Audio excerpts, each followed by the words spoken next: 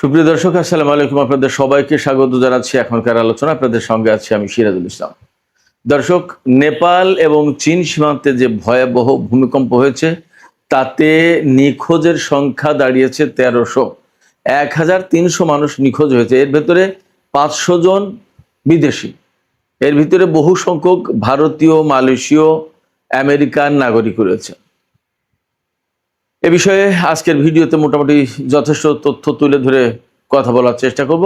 এর পাশাপাশি ইরানের সাথে আমেরিকার চলমান যে সংকট, সেই সংকট নিয়ে অনেক আলোচনা থাকবে। এর ভেতরে ইরানের পক্ষ থেকে একদম সুস্পষ্ট ঘোষণা দেওয়া হয়েছে যে ইরানের উপরে যদি সাম্প্রতিক নিষেধাজ্ঞা কার্যকর করা হয় তাহলে হরমুজ প্রণালী বা অত্র এলাকার কোথা থেকেও এক ফোঁটা তেল বের হতে পারবে না।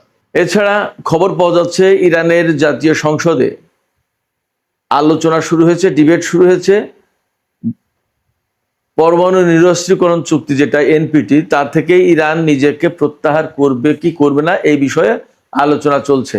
যদি এনপিটি থেকে প্রত্যাহার করে ইরান নিজেকে, তাহলে ইরান পরমাণু বোমা বানাবে কিনা সেই প্রশ্নই সামনে এসে দাঁড়াচ্ছে। এপাশে ইরানের প্রেসিডেন্ট মাসুদ পেজেশকিয়ান মুসলিম দেশগুলোর প্রতি আহ্বান জানিয়ে বলেছেন, মুসলিম দেশগুলোর ভেতরেও অর্থনৈতিক সহযোগিতা জোরদার করা উচিত এবং কোনো একটি মুসলিম দেশ থেকে আরেকটি মুসলিম দেশে হামলার জন্য তাদের ভূখণ্ড ব্যবহার করতে দেওয়া উচিত নয়। যখন ইরান এবং আমেরিকার মধ্যে পাকিস্তান নতুন করে আলোচনার জন্য কূটনৈতিক উদ্যোগ নিয়েছে, তখন কাতারের পররাষ্ট্রমন্ত্রী এবং প্রধানমন্ত্রী ইরান সফরে গেছেন। টার্গেটটা হলো আবার কূটনৈতিক প্রচেষ্টা শুরু করা। আগেই আমরা জেনেছি যে কাতার আমেরিকার এই নিষেধাজ্ঞা ইরানের বিরুদ্ধে বাস্তবায়ন করতে রাজি নয়। তো সুপ্রিয় দর্শক, এই বিষয়গুলো নিয়ে মূলত আজকের ভিডিওতে কথা বলবো বিস্তারিত। এর পাশাপাশি আরো কিছু বিষয় থাকবে, যেমন ইরান জাতিসংঘ নিরাপত্তা পরিষদের চিঠি দিয়েছে, ইরান কি চিঠি দিল, কেন দিল এবং সেখানে দাবি কি, এ সমস্ত নানান বিষয় নিয়ে বিস্তারিত আলোচনা করার চেষ্টা করবো। আপনারা শেষ পর্যন্ত সঙ্গে থাকবেন এবং আশা করি ভিডিও ভালো লাগবে। আর ভিডিও যদি ভালো লাগে তাহলে লাইক, কমেন্ট, শেয়ার করবেন এবং চ্যানেলটি সাবস্ক্রাইব করে সাথেই থাকবেন। দর্শক, চলুন আমরা বিস্তারিত আলোচনা করি। প্রথমেই নেপালের বন্যা নিয়ে কথা বলি। বন্যা, ভূমিধস, ভূমিকম্প সবই হয়েছে সেখানে, এবং অ্যাকচুয়ালি সেটা শুধুমাত্র নেপালে না, নেপাল চীন সীমান্তে। এবং আপনারা নিশ্চয়ই এরই মধ্যে বিভিন্ন রকমের ছড়িয়ে পড়া ভিডিওতে দেখেছেন যে কিভাবে ভয়ঙ্করভাবে ব্রিজ, কালভার্ট, ঘর বাড়ি সমস্ত সবকিছু ধ্বংস করে নিয়ে চলে গেল। মুহূর্তের ভেতরে বলা যায় যে চোখের পলকে একেবারে সাজানো গোছানো জনপদ ধ্বংস হয়ে গেল। এবং এই বন্যায়, এই ভূমিধসের পর কোথাও কোথাও 1.5 থেকে 2 মিটার স্তর, কাদার স্তর জমে গেছে। এত ভয়ঙ্কর পরিস্থিতি তৈরি হয়েছে। তো কিভাবে এই ঘটনাটা ঘটলো? প্রথমে ঘটনাটা ঘটেছে সেটা হচ্ছে, আপনারা সবাই জানেন যে হিমালয় পর্বত যেহেতু নেপালের প্রধানত, সেখানে বিরাট হিমবাহ জমেছিল। একটা হিমবাহ বহু বছরের পর বছর, যুগের পর যুগ, হয়তো শতাব্দীর পর শতাব্দী এই হিমবাহ ছিল। কিন্তু সেখানে 4.4 মাত্রার একটা ভূমিকম্প হয়েছে। এই ভূমিকম্পে ওই বরফের যে স্তূপ, জমাট বরফ, হিমবাহ, ওই হিমবাহ ভেঙে গেছে। ভেঙে যাওয়ার পরে ওই হিমবাহ এসে পড়ে একটা নদীতে। সেই নদীতে পড়ার কারণে এই যে বৃষ্টি বাদলা, বন্যা, পাহাড় থেকে নেমে আসা ঢল, এই সমস্ত পানি ওই নদীতে আটকে ছিল। একটা হিমবাহ, বরফের হিমবাহ মানে কোনো সাধারণ ব্যাপার না, মানে একটু ছোটখাটো 2, 4, 5, 10 হাত ব্যাপারটা তা কিন্তু না। একটা নদী আটকে দিয়েছে মানে কি, নদীটা আটকে দিয়েছে এবং বরফ তো, ঠান্ডা তো, সেটা খুব সহজে যে গলে যাচ্ছে ব্যাপারটা তাও না। এই নদী আটকে দেওয়ার কারণে নদীর অপর পাশে পানি জমেছে। পানি জমতে জমতে জমতে জমতে একেবারে এমন একটা পর্যায়ে এমন পরিস্থিতি তৈরি হয়েছে, এই পানি একসময় একদম প্রচন্ড রকমের ছুটে এসে একেবারে জনপদ মুহূর্তের ভিতরে ধ্বংস করে দিয়ে গেল। পাহাড়ের গভীরে বাঁকে বাঁকে উপত্যকা, খালের মতো যে সমস্ত জায়গা, সমস্ত সবকিছু একদম ধ্বংস করে দিয়ে গেল। গাড়ি ঘোড়া, মানুষের বসবাসের ঘর বাড়ি, হোটেল, রেস্টুরেন্ট, এরপরে অফিস আদালত, এই যে কিওরং স্থলবন্দর, একেবারে সমস্ত সবকিছু ধ্বংস করে শেষ করে দিয়ে গেছে। এক চোখের সামনে প্রলয়ঙ্কারী ঘটনা, একেবারে হঠাৎ করে। এর ভিতরে বেশিরভাগই পর্যটক, বিরাট একটা অংশ পর্যটক। এই যে 1300 মানুষ নিখোঁজ হয়েছে, 160 জনের বেশি একদম নিশ্চিতভাবে মারা গেছে। 1300-র বেশি নিখোঁজ, তার ভিতরে 500 বিদেশি। এটা কোনো সাধারণ ব্যাপার না। আপনারা চিন্তা করেন যে চোখের পলকে 1300 মানুষ নিখোঁজ, 160 জন নিহত, আরো কত ক্ষয়ক্ষতি হয়েছে। 22 ঘন্টা পর CNN বলছে যে 22 ঘন্টা পরে চীনের উদ্ধারকারী দল ঘটনাস্থলে, সবচেয়ে বেশি এফেক্টেড যে এরিয়া, সেই জায়গায় পৌঁছাতে পেরেছে। এবং সেখানে আসলে ল্যান্ড রোডে বা কোনোভাবে যাওয়ার কোনো পরিস্থিতি নেই, হেলিকপ্টারই একমাত্র ব্যবস্থা।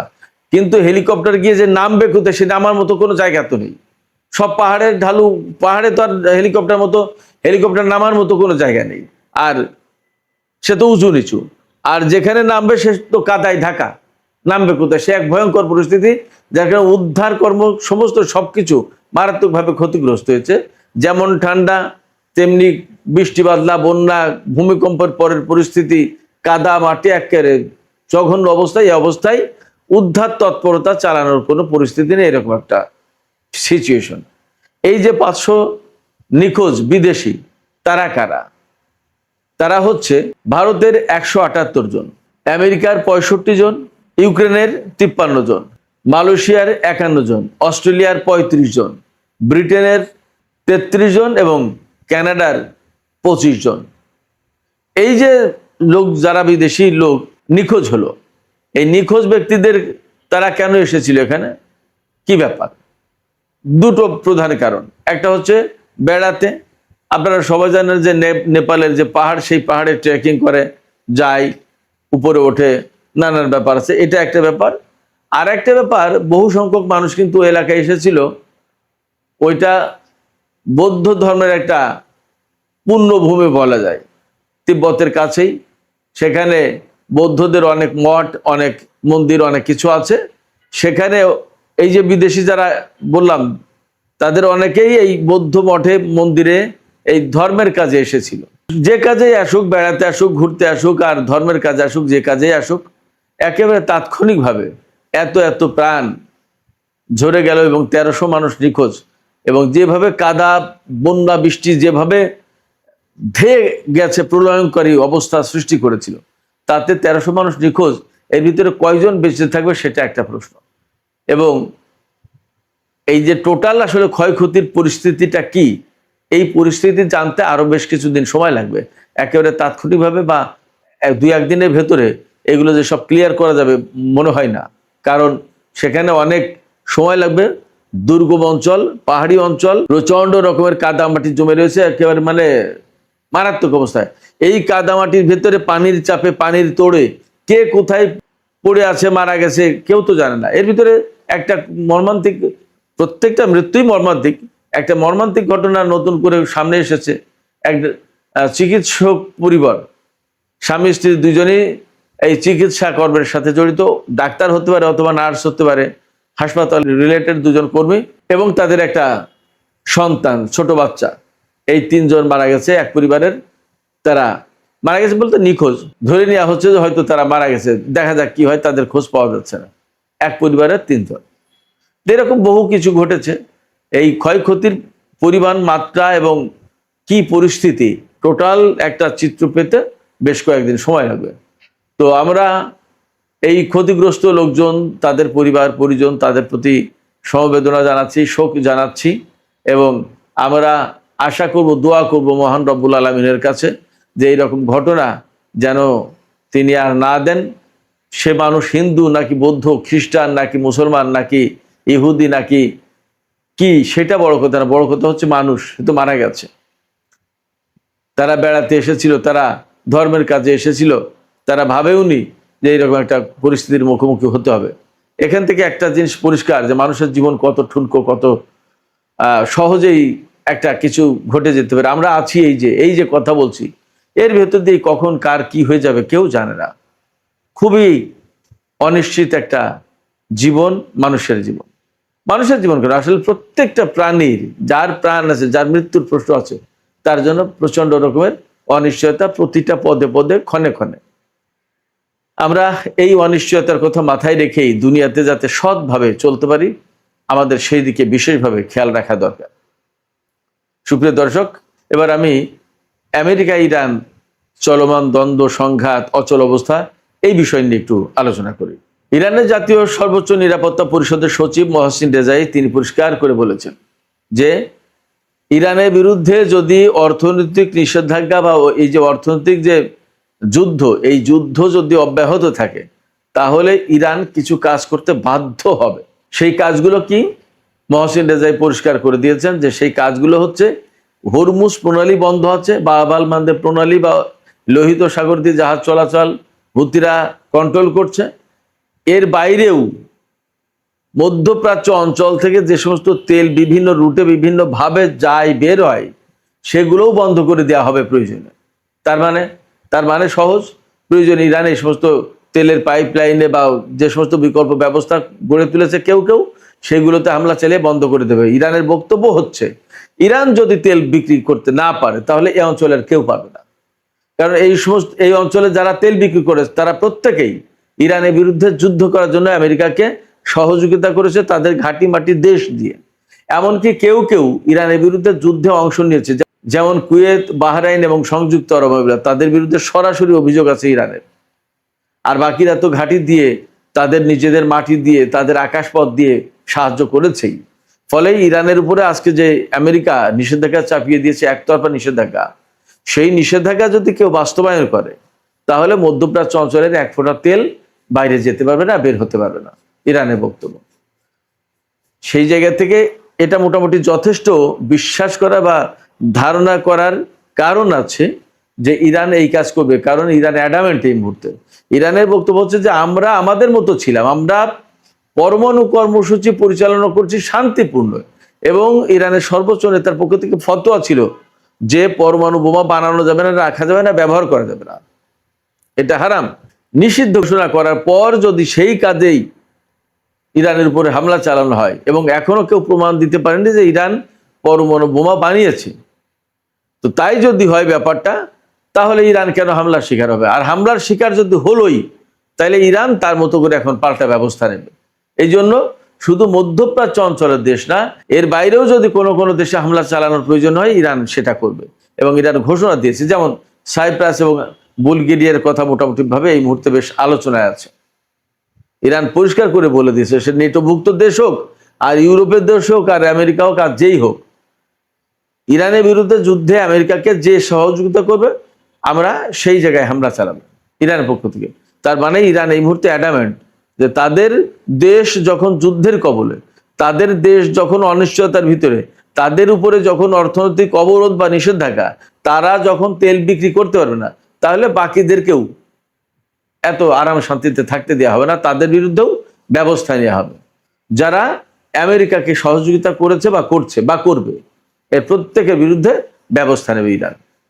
ইরানের এই মুহূর্তে যে অবস্থান সেটা হচ্ছে ডু অর ডাই, এইরকম একটা অবস্থান নেওয়ার পিছনে সঙ্গত কারণও তো আছে। এমনকি যে আমি একটু আগেই বলেছি, সংবাদের মূল জিস্ট যখন আপনাদের সামনে হেডলাইন আকারে তুলে ধরছিলাম তখন বলেছি যে ইরানের জাতীয় সংসদে এই আলোচনা হচ্ছে যে এনপিটি থেকে বের হয়ে আসা হবে কি হবে না, অর্থাৎ এনপিটিতে ইরান থাকবে কি থাকবে না। এনপিটিতে থাকার মানে হচ্ছে পরমাণু নিরস্ত্রীকরণ চুক্তি মেনে চলা, অর্থাৎ ইরান পরমাণু অস্ত্র তো বানাবে না, বরং সারা বিশ্বে পরমাণু নিরস্ত্রীকরণ যাতে হয় সেই চেষ্টাই থাকবে। ইরান বলছে আমরা তো এই প্রচেষ্টায় এই চুক্তিতে আছি, এই চুক্তিতে থাকার পরেও যদি আমাদের উপর হামলা হয় পরমাণু অস্ত্র বানানোর ব্যাপারে অভিযোগ তুলে, তাহলে এই চুক্তিতে থাকার তো কোনো মানে নেই, কেন থাকবো আমরা? এই চুক্তিতে থেকে আমাদের লাভটা কি হলো? এই চুক্তিতে থেকে যদি আমাদের কোনো লাভ না হয় তাহলে এই চুক্তিতে আমরা থাকবো না। এইটা নিয়ে ইরানের পার্লামেন্টে ডিবেট হচ্ছে, এবং ইরানের পক্ষ থেকে এখন এই কথা বলা হচ্ছে যে আমাদেরকে তো লোকজনে এইভাবে চাপাচাপি করে যে তোমরা পরমাণু অস্ত্র বানাওনি, পরমাণু অস্ত্র বানানোর দিকে যাওনি, তোমাদের পরমাণু কর্মসূচি ডাইভার্ট করোনি সামরিক দিকে, তো সামরিক দিকে ডাইভার্ট না করার পরেও যদি তোমরা হামলার শিকার হও তাহলে পরমাণু বোমা কেন বানাবা না তোমরা? এইভাবে কথা বলছে এরা। তো যখন এরকম কথা আসছে তখন ইরান আলটিমেটলি এই কথার জবাব তো দিতে পারছে না, বিশেষ করে জনগণের পক্ষ থেকে যখন আসে এই কথা যে আমরা পরমাণু বোমা বানাইনি কিন্তু আমরা হামলার শিকার, তাইলে আমরা কেন পরমাণু বোমা বানাবো না, আমাদের তো সেই সক্ষমতা হয়তো আছে। এই জায়গা থেকে ইরানের সংসদে ডিবেট হচ্ছে, বিতর্ক হচ্ছে, এইটা থেকে বের হয়ে আসবে কি আসবে না। আমেরিকা যা ঠেকাতে এসেছিল তার চেয়ে এখন দ্বিগুণ, তিনগুণ, চারগুণ, কয়েক গুণ সংকটের মুখে পড়বে। আমি আপনাদেরকে বলি, আমেরিকা এসেছিল ইরানের সরকার পরিবর্তন করে দিতে, ইরানের পরমাণু কর্মসূচি ধ্বংস করে দিতে, ইরানের ক্ষেপণাস্ত্র কর্মসূচি ধ্বংস করে দিতে, ইরানের অর্থনৈতিক অবস্থা একদম কাহিল করে দেবে, ইরানের নতুন একটা পুতুল সরকার বসাবে এবং সেই সরকার আমেরিকার কন্ট্রোলে চলবে। তাদের তো টার্গেটেই ছিল। যুদ্ধ শুরু করলো, যুদ্ধ করতে করতে এখন এইগুলো তো অর্জন হয়নি, বরং হরমুজ প্রণালী নতুন করে আটকে দিয়েছে ইরান এবং তা আর খুলতে পারছে না। এখন ইরান যদি সেই এনপিটি থেকে বের হয়ে বোমা বানানোর দিকে যায় তো ইরানকে কি করবে? যুদ্ধ করবে। তো তা যুদ্ধ তো করেছেই, ইরান তো যুদ্ধ মোকাবেলার জন্য প্রস্তুত আছেই, তাইলে আর কি করবে? সেক্ষেত্রে আর এক বিপদে আমেরিকা আর এক বিপদে পড়তে যাচ্ছে। বিপদটা কি আমি আবার ক্লিয়ার করি। তারা পরমাণু কর্মসূচি ধ্বংস করতে এসেছিল, এখন ধ্বংস করা তো দূরের কথা, ইরান যদি পরমাণু নিরস্ত্রীকরণ চুক্তি এনপিটি থেকে বেরিয়ে এসে যদি বোমা বানানো শুরু করে, এইবার যেটা বন্ধ করতে এসেছিল সেটা আমেরিকার এই যুদ্ধের কেন হয়ে গেল, ব্যাপারটা এরকম হবে না? তাইলে তো আর এক মহাবিপদে পড়লো। এখন পরমাণু বোমা যদি ইরানের কাছে থাকে তারপরে আমেরিকা কি করবে, ইসরায়েল কি করবে? মহা গেড়া কলে, মহাবিপদে, মহাফাদে। এইরকম একটা প্রেক্ষাপটে মুসলিম দেশগুলোর প্রতি ইরানের আহ্বান আছে। ইরান জাতিসংঘ নিরাপত্তা পরিষদের চিঠি দিয়েছে, সেই চিঠিতে বলেছে আমেরিকা ইরানের বিরুদ্ধে যে সমস্ত নিষেধাজ্ঞা দিয়েছে এইগুলো শুধু রাষ্ট্রীয় সন্ত্রাসবাদ, অর্থনৈতিক সন্ত্রাসবাদ। এই সন্ত্রাসবাদ একটা ফৌজদারি অপরাধ এবং এটা নিশ্চয়ই আন্তর্জাতিক আইনের অধীনে এটা অপরাধ, কারণ এটা জাতিসংঘের আওতায় দেয়নি, আমেরিকা তার পছন্দ হয়নি তাই আমাদের উপরে চাপিয়ে দিয়েছে, আমাদের ব্যাপকভাবে ক্ষতিগ্রস্ত করে দিয়েছে। এখন আমেরিকাকে অবশ্যই ক্ষতিপূরণ দিতে হবে, অর্থাৎ নিষেধাজ্ঞা আরোপের জন্য, যুদ্ধের জন্য ক্ষতিপূরণ সেটা তো ভিন্ন জিনিস। এই যে বছরের পর বছর, যুগের পর যুগ আমেরিকা ইরানের উপর নিষেধাজ্ঞা চাপিয়ে দিয়ে রেখেছে এবং এতে কি পরিমাণে ক্ষয়ক্ষতি হচ্ছে, সেই ক্ষয়ক্ষতি এখন ইরান দাবি করছে জাতিসংঘ নিরাপত্তা পরিষদের মাধ্যমে আমেরিকার কাছে। তার মানে দিন দিন দিন দিন আমেরিকা ইরানের কাছে আইনগতভাবে ধরা পড়ে যাবে, আটকে যাবে, এই পরিস্থিতি তৈরি হচ্ছে। এইরকম একটা অবস্থায় ইরানের প্রেসিডেন্ট মাসুদ পেজেশকিয়ান বলেছেন মুসলিম দেশগুলোর উচিত না এক দেশের মাটি ঘাঁটি আর এক মুসলিম দেশের বিরুদ্ধে ব্যবহার করতে দেয়া। শুধু তাই না, তিনি বলেছেন যে মুসলিম দেশগুলোর উচিত পারস্পরিক অর্থনৈতিক সহযোগিতা করা, অর্থাৎ এই যে নিষেধাজ্ঞা দিয়েছে ইরানের উপর আমেরিকা, আর বাকি আঞ্চলিক মুসলিম দেশগুলো সেই নিষেধাজ্ঞা বাস্তবায়ন করবে। আমেরিকার সাথে তো ইরানের কোনো লেনদেন নেই, লেনদেন আছে এই সমস্ত দেশের সাথে, এই মুসলিম দেশগুলো দিয়ে ইরানকে তারা দমন করবে। এই জায়গায় ইরানের প্রেসিডেন্টের বক্তব্য হচ্ছে আমরা সব প্রতিবেশী দেশ, আমরা মুসলিম ভ্রাতৃপ্রতিম দেশ, আমরা কেন একে অপরের বিরুদ্ধে আমরা আমেরিকার হয়ে যুদ্ধ করব? তিনি এই বক্তব্য দিয়েছেন। এখন মুসলিম দেশগুলোর বোঝা উচিত তারা কি করবে, তাদের সিদ্ধান্ত নেওয়ার দরকার। এদিকে কাতারের পররাষ্ট্রমন্ত্রী এবং প্রধানমন্ত্রী একই ব্যক্তি, তিনি ইরান সফরে গেছেন এবং তিনি ইরান আর আমেরিকার মধ্যে নতুন করে ডিপ্লোম্যাটিক প্রসেস কিভাবে শুরু করা যায় সেই চেষ্টা করবেন। আমার কাছে যেটা মনে হচ্ছে ইরান খুব সহজে আর আমেরিকার সাথে কূটনৈতিক আলাপ আলোচনা সংলাপ মনে হয় যাবে না, আর যদি যায়ও তাহলে কঠিন শর্ত দিয়ে যাবে এবং সেই শর্ত হয়তো আমেরিকা মেনেও নেবে, নিয়ে এই মিড টার্ম ইলেকশন পার হওয়ার পরে আবার ইরানের বিরুদ্ধে সেই নিষেধাজ্ঞা, সেই অর্থনৈতিক অবরোধ বা যা যা ছিল সব আবার পুনর্বহাল করবে, আবার একই অবস্থায় দাঁড়াবে, লাভ হবে ইরানের, এটা ভাবার কোনো কারণ নেই। এই বিষয়গুলো নিশ্চয়ই ইরান বিবেচনা করেই সমস্ত সবকিছু করবে। সুপ্রিয় দর্শক, এখনকার আলোচনা এখানে শেষ করতে চাই। যাবার আগে আপনাদের কাছে আমার মতামত জিজ্ঞাসা, আপনারা কি ভাবছেন?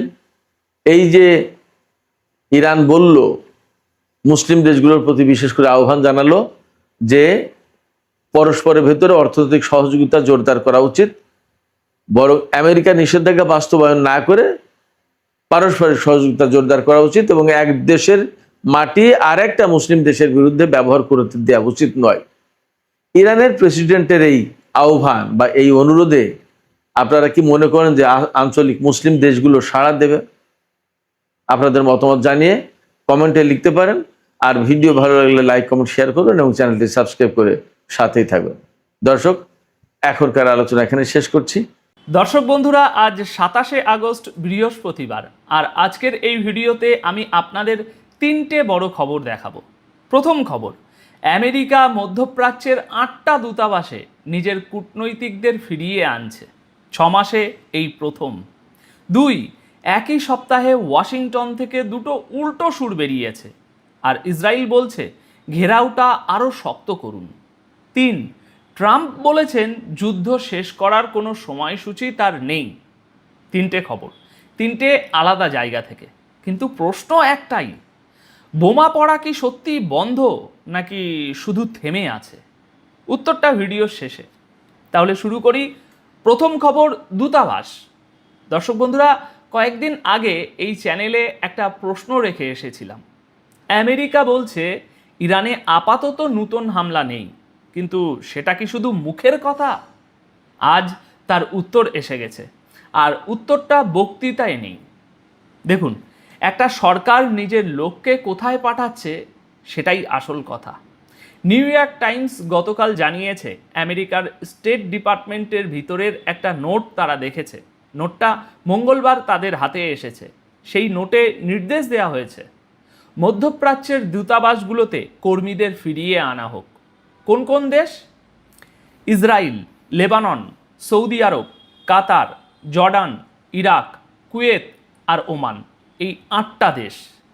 এই দূতাবাসগুলো 6 মাস ধরে কোনো রকমে চলছিল, হাতে গোনা কয়েকজন কর্মী নিয়ে। যুদ্ধ শুরুর আগেই বেশিরভাগ কর্মীকে সরিয়ে নেওয়া হয়েছিল। এতদিন স্টেট ডিপার্টমেন্ট ধরেই নিয়েছিল যে এভাবেই অনেক দিন চলবে। এখন জরুরি অবস্থার কিছু ব্যবস্থাও তুলে নেওয়া হয়েছে। মানে দাঁড়ালো, আমেরিকা ধরে নিচ্ছে সামনের কয়েকটা সপ্তাহে ওই শহরগুলোতে আর বোমা পড়বে না। এই সিদ্ধান্তটা কে নেয়? যে জানে কোথায় কখন বোমা পড়বে। কেন এখন? কারণটা গতকালই বেরিয়েছে। এক্সিওস জানিয়েছে আমেরিকার পররাষ্ট্রমন্ত্রী মার্কো রুবিও মিত্র দেশগুলোকে বলে দিয়েছেন ইরানে আপাতত নতুন হামলা নেই, চাপ চলবে, কিন্তু স্যাংশন আর নৌ অবরোধ দিয়ে। একজন কর্মকর্তা আরও বলেছেন এই অবস্থানটা নভেম্বরের ভোট পর্যন্ত টিকে যেতে পারে। আর একটা কথা মন দিয়ে শুনুন, এই 8টা দেশের মধ্যে ইরাক আর সৌদি আরব, এই 2 দেশেই মার্কিন দূতাবাস এই যুদ্ধে ইরানের হামলার নিশানা হয়েছিল। সেই 2 জায়গাতেই কূটনৈতিকরা আবার ফিরছেন।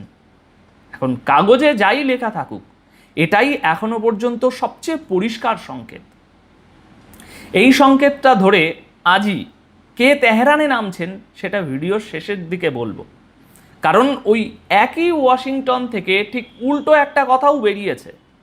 সোমবার আমেরিকার যুদ্ধমন্ত্রী পিট হেগসেথ সাংবাদিকদের বলেছেন যে হরমুজে বা ইরানের আশেপাশে হামলার রাস্তা আমরা কোনোভাবেই বন্ধ করছি না। দেখুন, একই সপ্তাহ একজন মিত্রদের বলছেন হামলা নেই, আর একজন সাংবাদিকদের বলছেন রাস্তা খোলা। আর যিনি হামলা নেই বলেছেন তিনিও একটা দরজা খোলা রেখেছেন। এক কর্মকর্তার কথায় ইরান আগে আঘাত করলে হামলার রাস্তা ফিরে আসবে। মানে দুটো কথাই একসঙ্গে সত্যি হতে পারে একটাই শর্তে, যদি সিদ্ধান্তটা এখনো নেওয়াই না হয়ে থাকে। আর ঠিক এখানেই তৃতীয় একটা গলা ঢুকে পড়েছে, ইসরায়েলের গলা। সোমবার অধিকৃত ওয়েস্ট ব্যাংকের বিনমিয়ান কাউন্সিলের সভায় বেঞ্জামিন নেতানিয়াহু বলেছেন প্রেসিডেন্ট ট্রাম্প কাল যা করেছেন সেটা ইরানের উপরে ঘেরাও আরও শক্ত করা। ইরানের উপর সরাসরি নয়, যারা এই সরকারকে সাহায্য করে তাদের উপর। ট্রাম্প কি করেছেন? তার আগের দিনই ট্রেজারি সেক্রেটারি স্কট বেসেন্ট 60টার বেশি কোম্পানি, ব্যক্তি আর জাহাজের উপর নতুন স্যাংশন বসিয়েছেন। কিন্তু নেতানিয়াহু এর চেয়েও বড় একটা কথা জানিয়েছেন। জুলাইয়ের শেষে হোয়াইট হাউসে ট্রাম্পের সামনে তিনি 3টে রাস্তার কথা বলে এসেছেন। প্রথম রাস্তা চুক্তি, আর দ্বিতীয় নতুন করে সামরিক অভিযান, আর তৃতীয় টাকার দিক থেকে ঘিরে ফেলা। ট্রাম্প বেছে নিয়েছেন 3 নম্বরটা, আর নেতানিয়াহুর কথায় খুব খুব খুব জোরালোভাবে সেই সিদ্ধান্তেই আবার শিলমোহর দিয়েছেন। ইরানের সঙ্গে চুক্তির প্রশ্নে নেতানিয়াহুর জবাব ছিল একটাই, ওই দলটার সঙ্গে চুক্তি করা যায় এটা তার সন্দেহ আছে। আর তিনি এটাও বলেছেন যে ইরানের চ্যালেঞ্জ এখনো শেষ হয়নি। এই তালিকাটা বানিয়েছে কে? ইসরায়েল। আমার হিসেব বলছে এখানে আসল খবরটা স্যাংশনের নয়, আসল খবরটা অন্য। 3টে রাস্তা লিখেছেন ইসরায়েলের প্রধানমন্ত্রী, আর সেই তালিকা থেকে বেছেছেন আমেরিকার প্রেসিডেন্ট। ট্রাম্প নিজে কি বলেছেন এবার শুনুন। গতকাল আল জাজিরার সাংবাদিক তানিয়া নুরিকে ডোনাল্ড ট্রাম্প বলেছেন, আমার কোনো সময়সূচি নেই, একটাও না, আমার তাড়া নেই। সঙ্গে যোগ করেছেন, আমরা খুব বড় ব্যবধানে জিতছি, আর স্যাংশন এবং হামলা দুটোই কাজ করছে। ওই সাক্ষাৎকারে তিনি আরও দাবি করেছেন যে ইরানের অর্থনীতি ভেঙে পড়ছে। এবার তারিখ দুটো পাশাপাশি রাখুন। এই যুদ্ধ শুরু হয়েছিল 28শে ফেব্রুয়ারি। তখন ট্রাম্পের নিজের কথা ছিল 4 থেকে 6 সপ্তাহে সব মিটে যাবে। আজ 6 মাস, আর আজ তিনি বলছেন কোনো সময়সূচি নেই। দেখুন, যার তাড়া নেই তাকে হিসেব দিতে হয় না, কিন্তু হিসেবটা একদিন চাওয়া হবে, আর সেই দিনটা নভেম্বরে।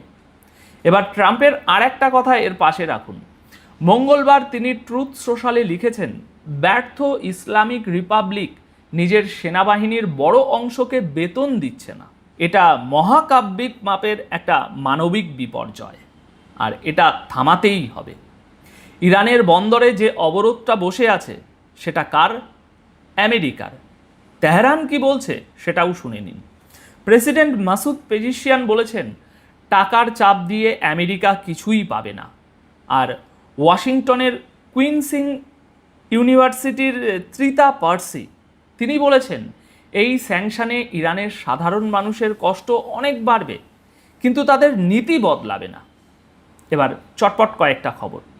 দর্শক বন্ধুরা, আজই তেহরানে নামছেন কাতারের প্রধানমন্ত্রী শেখ মোহাম্মদ বিন আব্দুল রহমান আল থানি।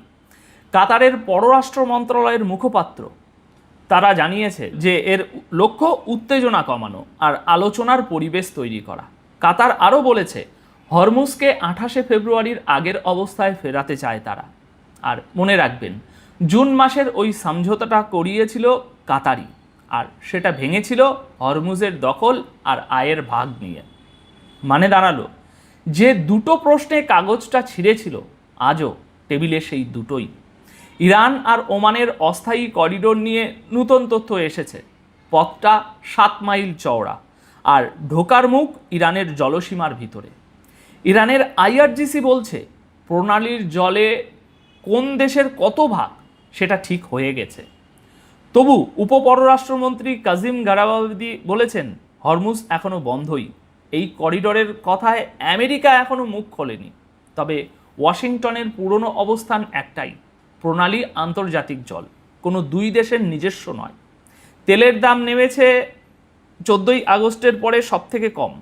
আল মনিটরের হিসাব বলছে, যুদ্ধের আগে হরমুজ দিয়ে দিনে যেত 2 কোটি ব্যারেল তেল, এখন যাচ্ছে প্রায় 50 লক্ষ। আর 28শে ফেব্রুয়ারি থেকে প্রণালীতে 70টা ঘটনায় মারা গিয়েছেন 19 জন নাবিক। শেষ খবরটা ইরানের ভিতরের।